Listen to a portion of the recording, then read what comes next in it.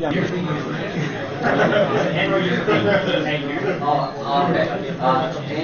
there we go. It's recording.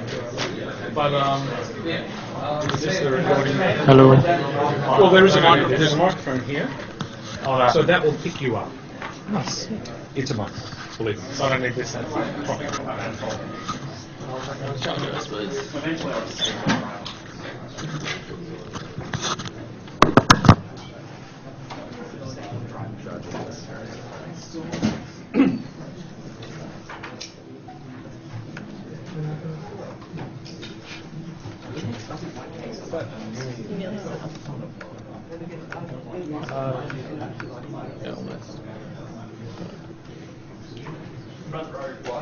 It's not quite fitting on the screen.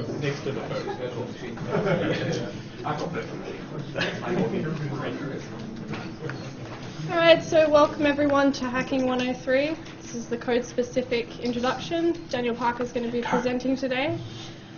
Just a reminder, this Friday we've got the Capture the Flag competition that's basically open to undergraduates looking to break into security, everything from like late high schoolers to people that are out in industry.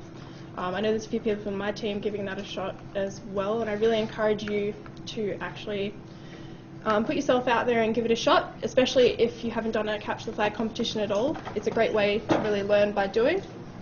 And we'll be having a debriefing presentation as well once we've completed that one. We've sort of all come together and discussed our answers. So without further ado, I'll pass you on to Dan. Cool. Welcome, everybody. It's really good to see so many people come to this. It's been my dream to have like a programming stream in this club. So yeah, last year we really only had network design security people in the class. I was like literally the only programming person in the club. So this is kind of what I want to do for the next year or the next few years. Jim titled this Hacking 103 because it's the third session for the club for this semester. I'm retitling or giving you a second title, which is Stack Smashing 101, because it sounds cool, and that's actually what we're doing. It's more relevant. Alright, first things first, disclaimer. Don't use anything that you learn here for malicious purposes. The reason that you would be learning to do this sort of stuff is mainly for your own benefit in terms of your code. If you want to write secure code, you need to know what you're doing to avoid making the dire mistakes that end up giving the NDS guys the tools to break into your system and take all your monies. I've got a bit of assumed knowledge. Bits of it are half assumed. So put your hands up if you have completed or are doing intro to programming. Cool. Obviously, if you're a teacher, you can not put your hand up if you really want.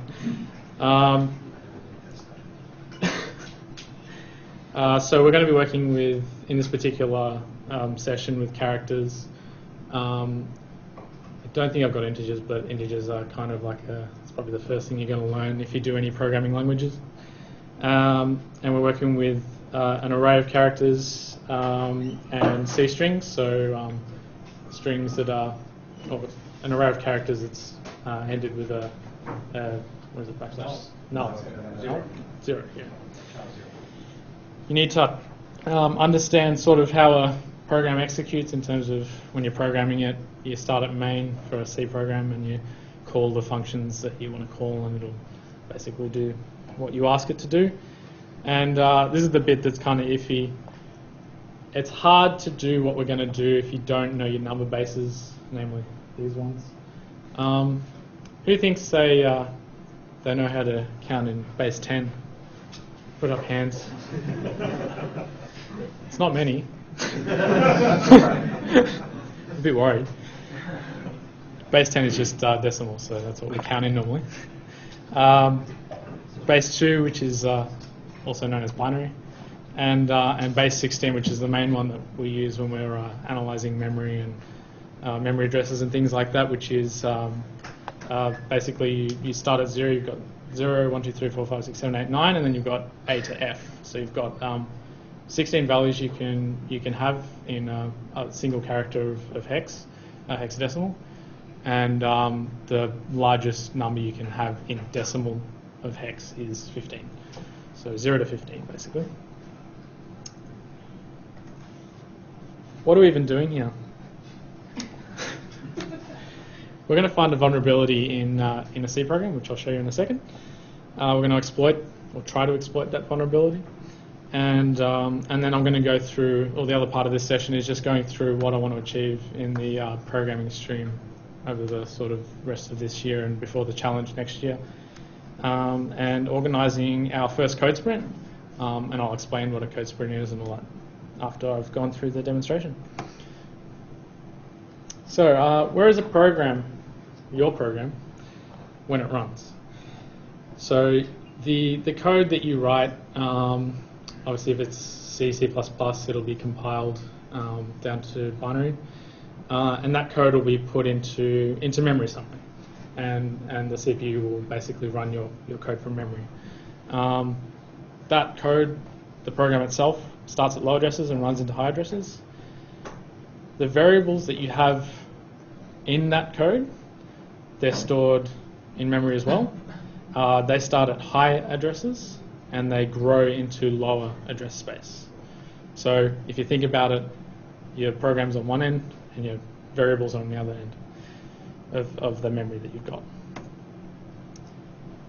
We have this concept of a program counter, and basically what the program counter does, it's also called an instruction pointer, so depending on what particular architecture you're using, they'll usually refer to it as one or the other. Basically it keeps count of, or keeps track of where it actually is in the program. So it keeps track of what address it's at, and as soon as it's finished executing something at one particular address, it'll go to the next address and it'll execute that, etc., etc.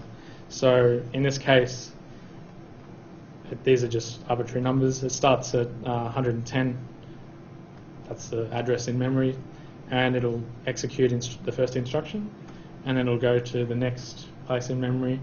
They don't have to go up by memory address values of 1, they can jump depending on the size of the operation itself, and it'll go through the whole lot and execute your program.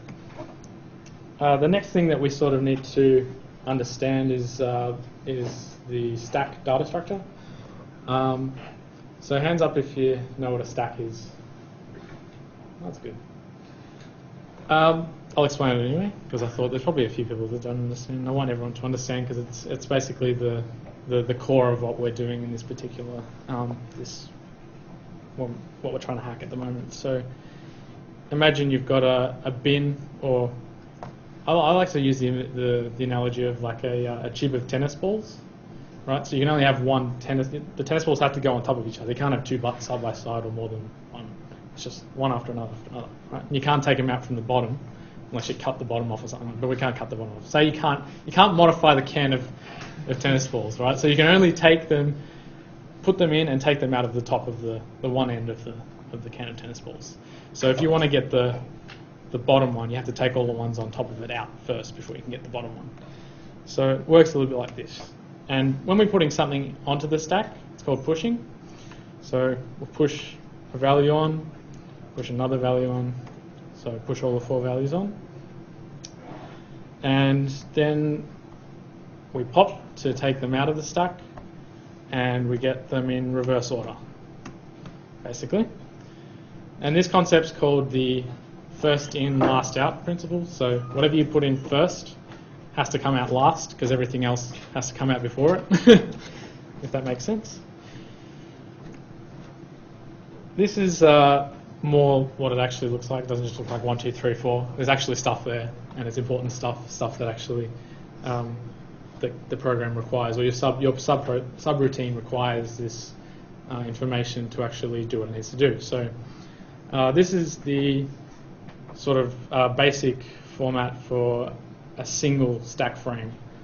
So say a single function would have this sort of structure. So at the bottom, or at the base of the stack, the particular stack frame, You would have any parameters that you'd be passing into that function, whether that be integers, characters, whatever, it could be anything. Then you have a return address, which is the address of which the program needs to go back to after it's finished running this particular function or subroutine.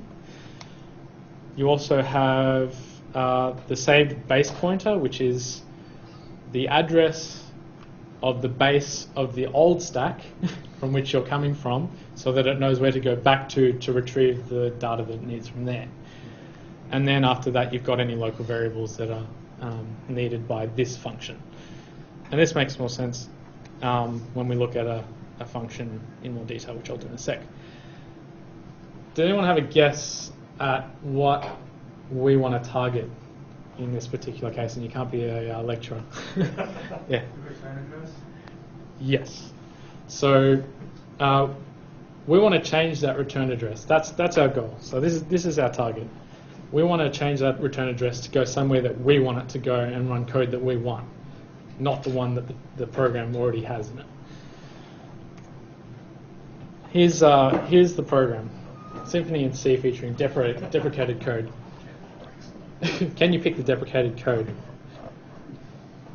Does anyone know what's not meant to be used anymore in this program? Most of it. Gets, yeah.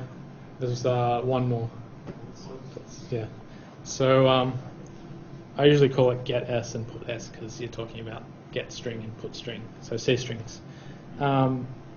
Yeah, gets and puts are deprecated because they don't do any validation to check whether what you're trying to put into the buffer is actually the same or smaller than the buffer itself.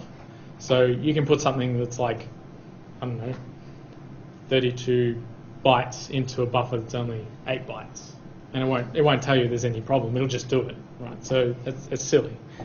That's why they don't have it. That's why they deprecated it. So here's our stack frame for this particular program. So if you remember from before, you had the parameters at the bottom, and then you had the return address, and then the saved base pointer, and any local variables on top of that. So this is the stack frame. Probably should put that arrow there, but this is the stack frame for get input. Get input doesn't have any parameters, so there's no parameters on this particular stack frame for this subroutine. The return address is going to be the address in main, somewhere in main, wherever it needs to go next. So it's actually going to be after it's called get input. It'll actually save the next instruction it needs to go to. It'll save that address as the return address, so that when get input finishes running, it knows to go back to where it left main to keep executing main, right? On top of that is the address of the old base pointer for the stack frame for main, so that it can retrieve that. The reason it's got a dollar and it's called RBP, that's the assembly register name for a 64-bit base pointer for basically an x86-64 assembly architecture. That's not particularly important. If you're using 32-bit, it's going to be called I think EBP. And if you're using a 16-bit system, it's just going to be called BP. So usually you'll be using either 32-bit or 64-bit. So and there's later on when we go and do some labs for this stream, we'll learn about all the different registers we have available to us and what different functions. Some of them have specific functions specific reasons that we use them, and others are just general purpose. We can use them for storing whatever data we need to use at that time. And then we have the buffer on top of that, which is, does anyone want to guess how big that buffer is? So looking at the program, so you know it's an array of characters. How big do you think that buffer is going to be in memory? No. It's going to be, so a character is 1 byte, so it's going to be 8 bytes. It doesn't take into account the null terminator, like the terminator for it. So you can technically fit in a properly structured C string that's 7 characters long to take into account the 8th null ending, null terminating character.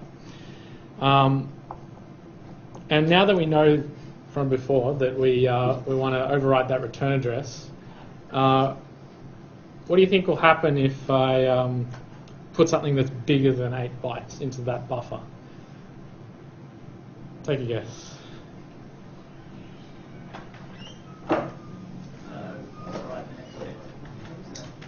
Yeah, so this is what we call a buffer overflow.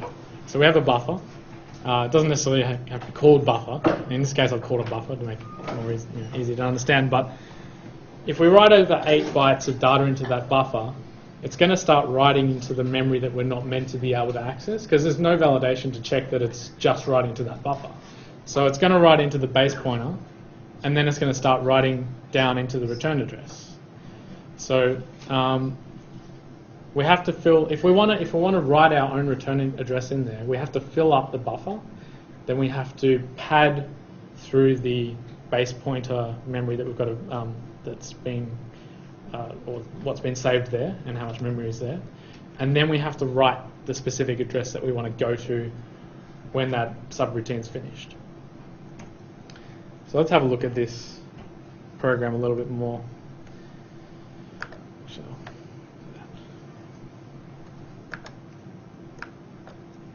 So I've pre-compiled it just for one that I prepared earlier, type thing. Yeah. So now it's at get s. It's waiting for us to put something in. So I'm going to put in hello. It takes hello in, puts it into the buffer, then it runs put s, and it prints it out to me. Thank you. Yeah. So hello isn't bigger than the buffer. That's why it hasn't given me any errors, and it's not meant to be smart enough to know that there's an issue there. GCC will tell you that there's a problem. I've turned off the thing to stop it from making it not do that, and that's a little bit more complex. Something we'd have to go over later, how to get past that. Let's run it again. What should I write in there to make it not be happy? Hello world.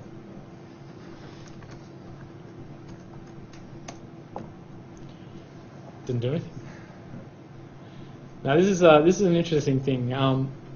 We'll take a look at the stack in a sec. What's actually happened is, even though we've asked it to give us an 8-byte buffer, because of the system I'm actually using, which is 64-bit, it has to give me a full 16-byte allocation, right? So if it was a 32-bit system, this would be fine. It would just give me the 8 bytes, and then putting that in would crash it. But it doesn't do it in this case, and GCC was smart enough that it gave me the full 16 bytes. So knowing that, what should I put in to make it crash?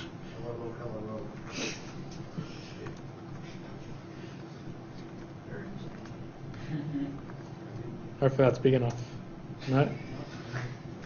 Put another one in and see what happens. Oh, something like that. Suck it, I packed your PC. Ha ha ha ha ha ha ha ha ha. There you go, seg fault. It's finally crashed. So segmentation fault means that the CPU's tried to access somewhere in memory that it can't. It can't do it. It can't address that space. So it's gone, oh, I can't do it, and complained and dumped the core of memory. It's dumped the memory. So it's had a bit of a sook. I'm going to have a look now. Is anyone familiar with the GNU project debugger? No? You're going to get familiar with it. It's a lot of fun to use.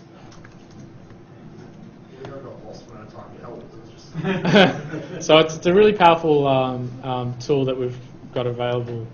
I think it's installed when you install the build essentials in any Linux distro. So Well, that's a mistake, not any Linux distribution, only Ubuntu, of course, and Ubuntu variants. oh yeah, or I think Debian uses the same as well. A lot of Linux distributions, but you can get GDB on uses there. the Wheezy bloody stake. So we can list the source in here again. It's not particularly interesting. We already know what the source looked like. But if we didn't, we could use that. I'm going to put in a couple of breakpoints just because I want to have a look at the stack at different points during the runtime to see what sort of things are happening. So the first breakpoint I'm going to put in is at line 18, which is so it's going to break before it calls get input. So whatever's happened up to get input, not including get input, I'm going to see the results of that in the stack frame. So I'll chuck that in, and I'll also put in a breakpoint at line 12, which will stop it after it's allocated the buffer, but before it's actually executed the getS function. So I'll put that in there as well. And then I'll just run it. So it's telling us it's hit the first breakpoint and stop. Waiting for us to do what we want, and if we want to step, we can. Now, I'll look at the stack. So don't worry about what this means at the moment. It's just a bunch of formatting commands that we can give it to tell us how much of the stack do we want, what format do we want the stack. Do we want it in decimal? Do we want it in hexadecimal? Do we want it in all sorts of different things? You can also use Eclipse, which has a GUI. Yeah, you can also. There's a whole heap of different ones. So there's like the IDA debugger for Windows that works quite well. So and $RSP is the register which stores the current address of the stack pointer, which is at. If you remember from the image before, that's pointing at the top of the current stack frame. And that's, I've asked it to give me, I think, what is it? It must be 8 words of memory. So that's what it's printed out for me. There's nothing particularly interesting about this. That's just what's on memory in the current stack frame.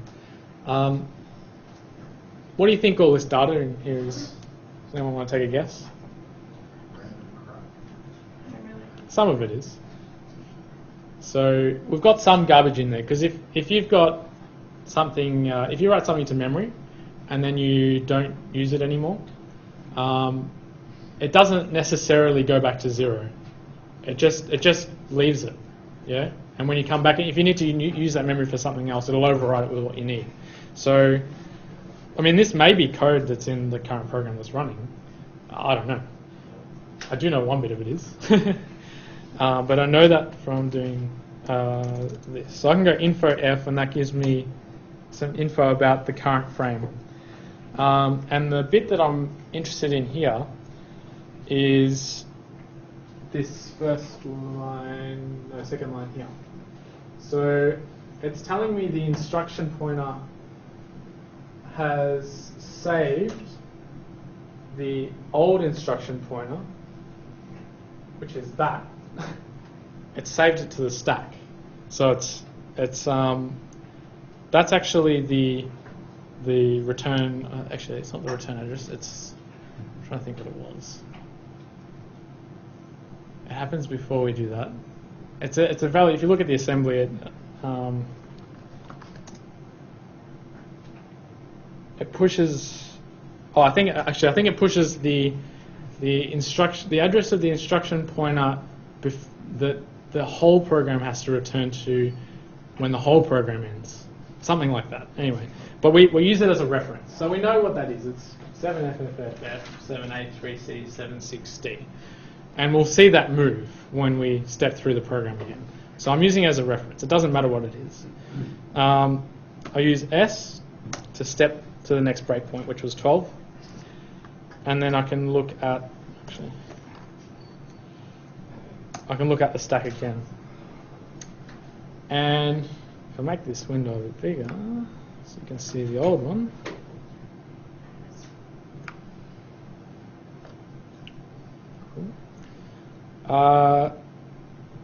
we can see that that address that we used as a reference before, or that we're using as a reference now, has moved down a bit. So some stuff has gone on the stack on top of where that was, right? And it's in, what is it? Goes into smaller address space, yeah. So it goes from higher to smaller. So we've got some stuff there. Now, part of that is the buffer. So part of it is the allocated space that we've asked for. So we've asked it to give us 8 bytes. And part of it is the return address. And part of it is the old base pointer. We can find out which one is the return address by using infoF again. And it tells us that, so where is it? The instruction pointer, that address there, has been saved to the stack, to the current stack frame. So that's actually the return address of the instruction in main after get input was called.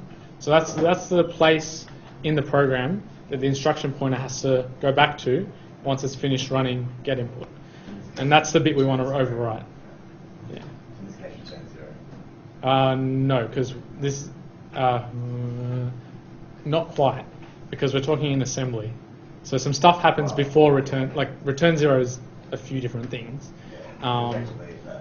Yeah, so if I look at it again, so we know from here that the saved,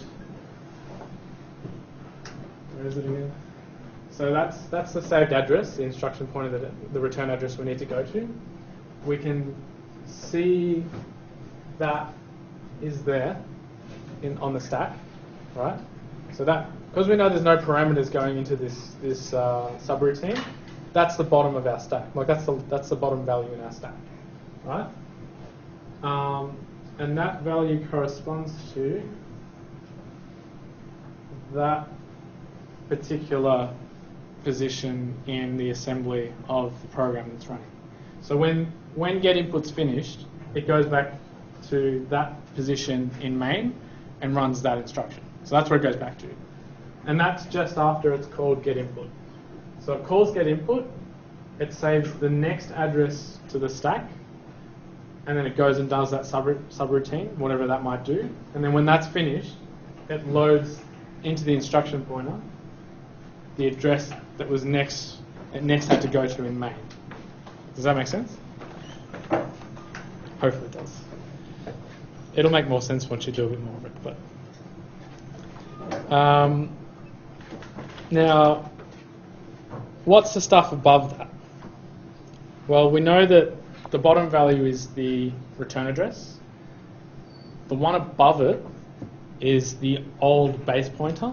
So that'll be that. That's the address of the old base pointer, or whatever was stored in the base pointer register before. That's been saved. That's been pushed to the stack. So any good function, so basically anything that's compiled by GCC, the first thing it'll do is push the base pointer register onto the current stack frame, because it needs to load it again to know where to go back to, like where in the stack has to go back to. So that's the next thing. And then nothing else. We're not expecting anything else other than the buffer after that, on top of the stack. So we can assume that the rest of this is what's been allocated by the computer for our buffer, and it's bigger than 8 bytes. So each pair of these hex values is 1 byte or 4 bits. Right? Sorry, not 1 byte. What is it? Yeah, 1 byte. Is that right? 4 bits? No, sorry. 2. Yeah. Trying to think. Yeah, 16. I get myself really confused. There should be 8 bytes here. Yeah. So 1, 2, 3, 4, 5, 6, 7, 8. Yeah. So then there's 16 bytes in one memory address. So that's the memory address that we're talking about. So we haven't just got 8 bytes, we've got 16 bytes of buffer allocated to the array of characters that we've asked for an 8-byte buffer for. Yeah, that's just in this case. Probably if I changed it to 16, I would still get 16 because it would go, oh, that perfectly fits in one of my memory addresses. I'll give you 16. That should be fine for you. So in this case, I've got 16, but I've asked for 8. We need to know this because we need to know how much of that we need to fill up. So knowing that each of these blocks is 8 bytes, and we want to overwrite that one, how much crap do we need to put into the memory before we reach the point where we have to start putting our memory address? Does anyone want to take a guess?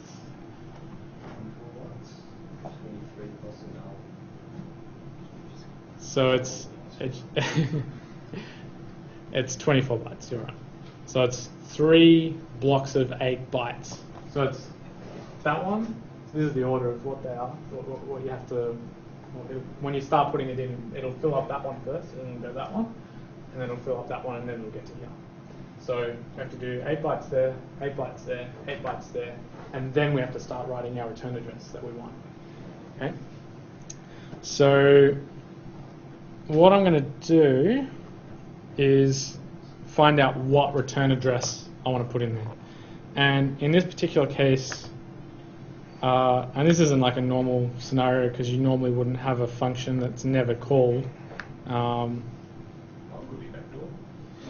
Could be. So that function there, it's never called. Like neither of those call can ever execute.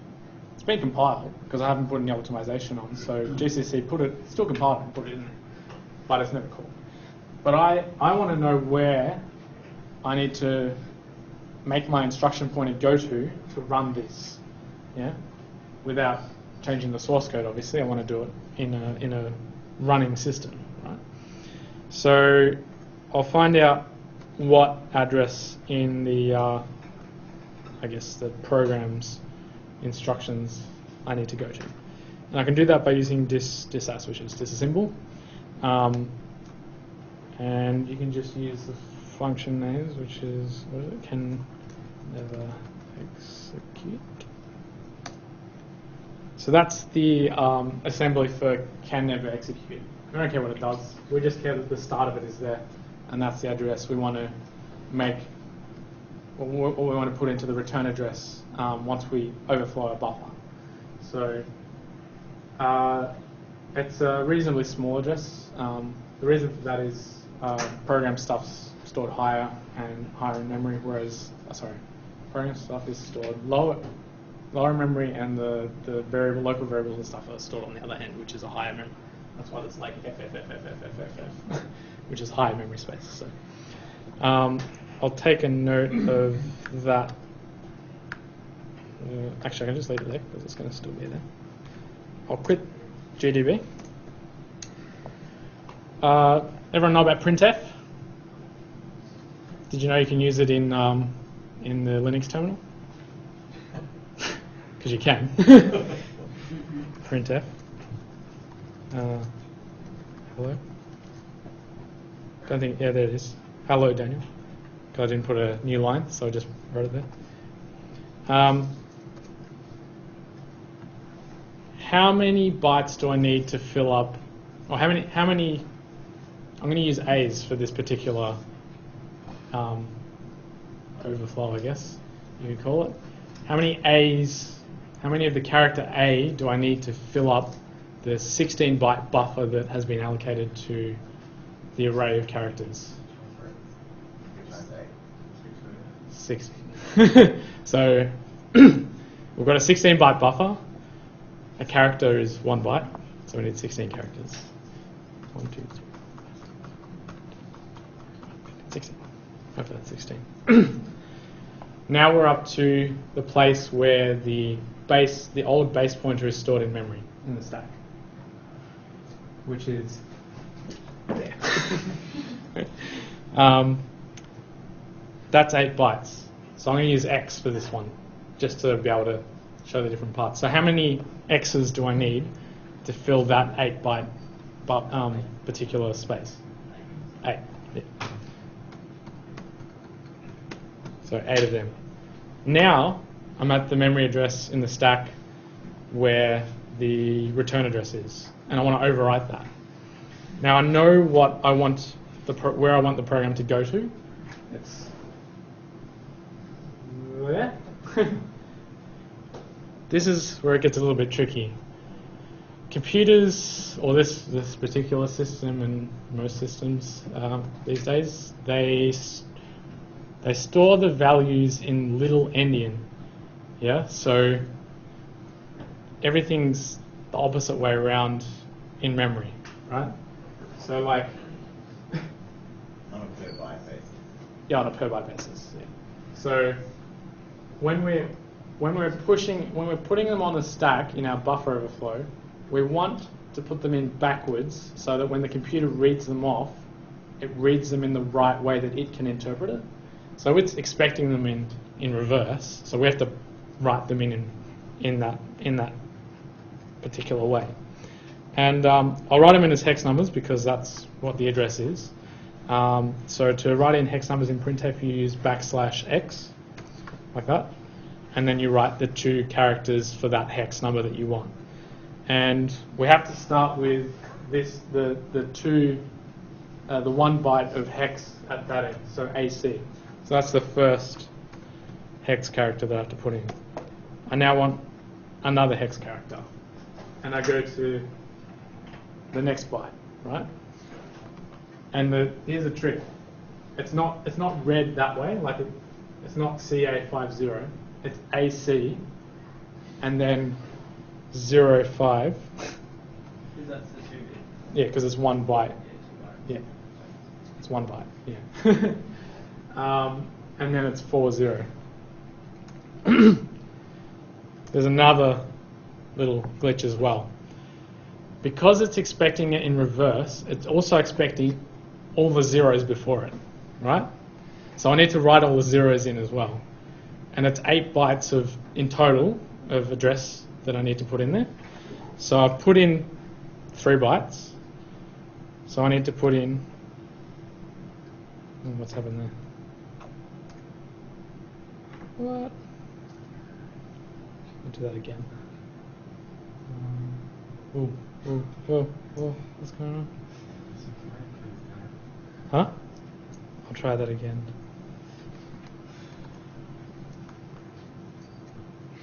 Oh, it's gone real weird. You have to paste the presentation comments. Yeah, something annoying. Huh? Yeah, there we go.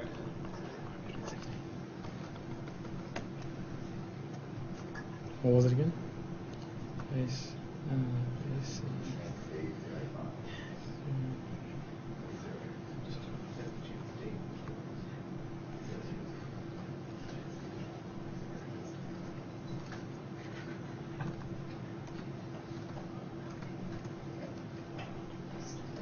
Yeah, so that should be right.